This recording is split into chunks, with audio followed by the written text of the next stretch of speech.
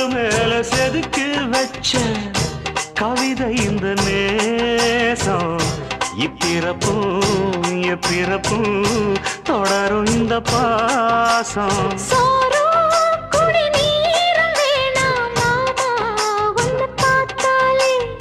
ஆரும் பசியாரும் தானாச மொழி கேட்டாலே